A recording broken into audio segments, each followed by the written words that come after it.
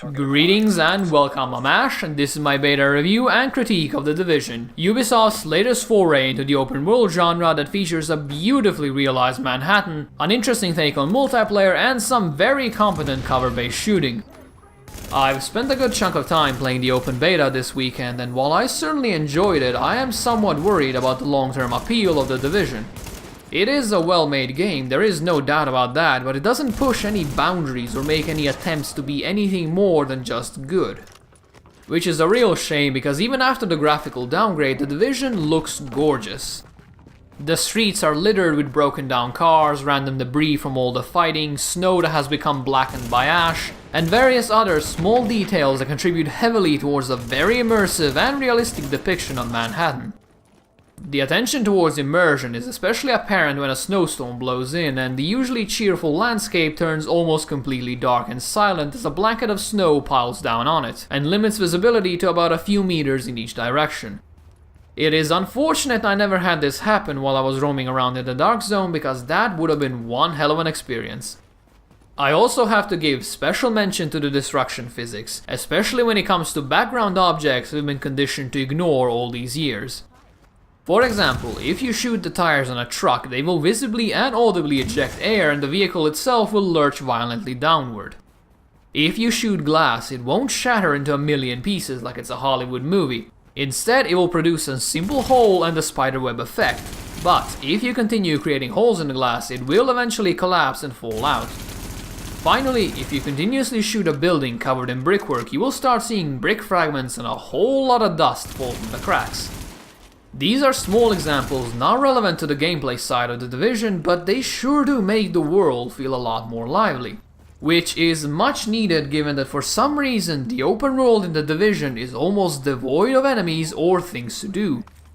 It wasn't uncommon for me to run all the way from the HQ on one side of the city to my quest location on the other without encountering a single living person. And even if you do run into a couple of enemies, they're usually tied to a generic open world event and thus almost always comprised of the same formation of free bad guys. I've heard rumors that the enemy spawns and random events have been reduced for the open beta, and I do hope this is the case, because The Division right now has a beautiful world to explore with absolutely nothing of interest to find beyond a couple of resources to upgrade your HQ with. And speaking of the HQ, I found it to be a rather welcome, albeit simple addition. As it stands right now, you can upgrade various parts of your base by completing missions, recruiting personnel, and gathering resources. In return, you will get some lore, brand new functionality such as the event scanner, and a couple of perks and abilities to use in combat. There are 3 distinct branches you can improve: security, engineering, and medical. Each of them is equally valuable but uses up different resources, so in theory you need to make some hard choices on which perks and tools to focus on. In reality, you can just upgrade everything. Don't get me wrong, I love the idea behind the HQ, as it does feel like I'm making a real impact, like I'm helping to recreate what was once lost. The problem is that there are no actual choices or even any thought involved, you're simply going down a checklist based on your available resources. However, many features were locked in the beta and everything you could do was limited to early game stuff, so there is still a good chance that the late game HQ management can be a compelling activity rather than a by the numbers one. But let's be honest here, no one is going into The Division expecting it to be the premier wartime business management simulator. Instead, what I and most others are interested in is the fast-paced combat and tons of shiny loot with colorful text. If that's something that piques your interest, I'm glad I'm able to tell you that the combat works great, but just great. I know that sounds like a strange, borderline insane complaint, but if you've played even a few cover-based shooters, you will quickly realize how similar The Division is to all of them. I'm not saying that as a negative, I just expected a lot more than your standard well-polished cover-based shooter from a game that Ubisoft has been hyping up for years now. To their credit, they've managed to seamlessly integrate RPG mechanics into a shooter while completely avoiding the bullet-spongy enemies that plague games like Borderlands. You will still need to headshot them a couple of times before they go down, depending on your gear, but it doesn't feel like you're shooting a brick wall, instead it feels just right. The only enemies capable of soaking up immense amounts of firepower are the bosses, but they drop guaranteed loot, so I think I'll find it in my heart to forgive them for that. What's sadly unforgivable is how boring the loot system is. Given the modern day setting, all you will be finding is weapons with incrementally better numbers and a bunch of practical clothing. Finding a pair of fingerless gloves after 30 minutes of battling through a dark zone just doesn't feel like a very rewarding activity. The same applies to the weapons. Upgrading an SMG to the very same SMG that comes with a slight bonus to crit and nothing else to distinguish it is just not that interesting. Neither is finding a pair of shoes that come with 5 extra armor. I'm hoping this is a beta only issue and that once we get further into the game more interesting loot will start to appear, but as it stands right now I didn't feel my efforts were well rewarded outside of maybe getting ridiculously strong weapons in the Dark Zone. Their stats might not be inspirational, but the weapons in the Division feel great to use. Especially the shotgun, which does this somewhat muffled thump sound every time you shoot it, which is just so satisfying. Even though charging enemies behind cover with a shotgun might not be the smartest idea in the world, I've somehow managed to get through the entire beta doing just that, though I did die on more than one occasion.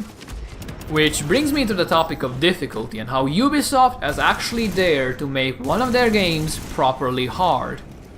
After being the equivalent of God in both Assassin's Creed and Far Cry, I was surprised when I had my knickers handed down to me by a bunch of low-level thugs, just because I didn't respect the damage they would do and I left cover to talk things over, face to face.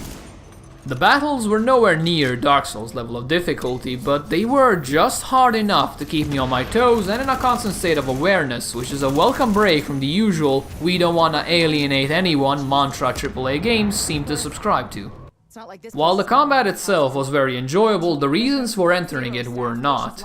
The story, what little of it I've seen, is about as generic as it gets, and even though it's well voice acted, it completely failed to capture my interest. Even the characters, which should be the easiest to break the mold with, fall into the stereotypical roles seen in almost every action game ever.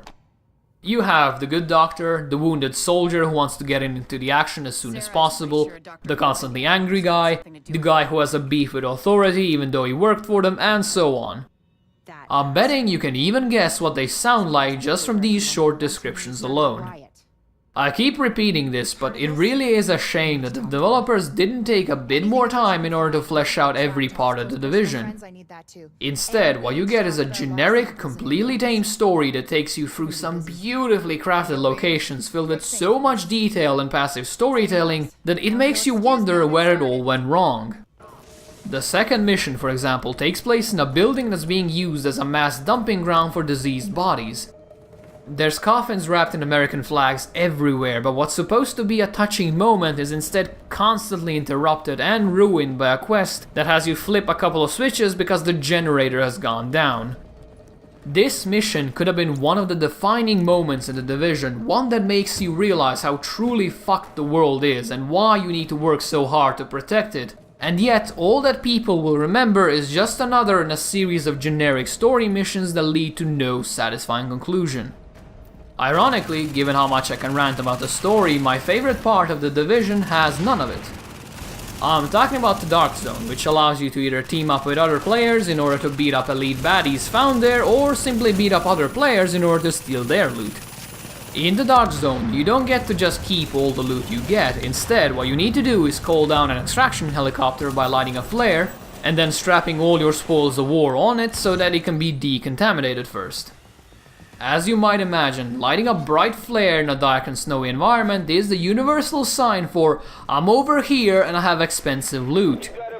Soon after a flare gets lit, you will start getting visitors, first a trickle and then people will start appearing by the dozens. Some will be there in order to try and steal your precious goods, others are there to do the same thing as you, while a completely different set of people might be on the lookout for renegades they can shoot down for points and experience. The end result is one of the most extreme games of cat and mouse I've seen in a while, with dozens of people circling each other, no one really sure who's planning what. Eventually, someone will foolishly open fire on the crowd and the whole area will erupt in chaos, given that you now have a bunch of people standing in a circle, firing indiscriminately as they have no idea who started or even who's shooting at them. It's hard to explain these moments, as your own personality will influence how you experience them and how others treat you, but for me it has been an absolute blast. Out of all the hours I spent in the beta, I most remember my time in the Dark Zone, even though there wasn't much to do. Which is my main complaint with the Dark Zones, they feel just as empty as the overworld. Sure, there are some enemies here and there that require full groups, but on a full server those died incredibly quickly and I was left to run around the desolate wilderness of the Dark Zone all alone with nothing to do. I ended up making my own fun, mostly through interaction with other players, but I'm worried that if the late game Dark Zones don't offer anything unique, that the whole experience will become very boring very quickly. This was just a beta, however, so there is still a good chance things might improve on higher levels, but it is still an issue worth mentioning given how big it is. The Division is a very well made and competent cover-based shooter that unfortunately didn't seem to receive the same amount of detail on all fronts, so things like the story and HQ progression got left by the wayside while the actual shooting and world design got polished to a mirror sheen. Is The Division a good game? Absolutely. Should you buy it at full price though? That's where I start getting second thoughts, because on one hand I came out of the beta with a smile on my face, but on the other I'm slightly worried that the content will grow old and stale even after a few weeks of play. What I would recommend is to wait for release day reviews so you can get a clearer picture of what exactly the Division offers, as the beta had many elements sealed away, elements that might prove to be significant.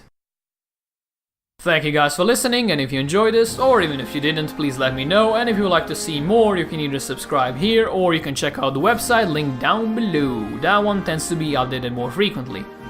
With all of that said, I hope you guys have a nice day, and I will see you soon. See ya!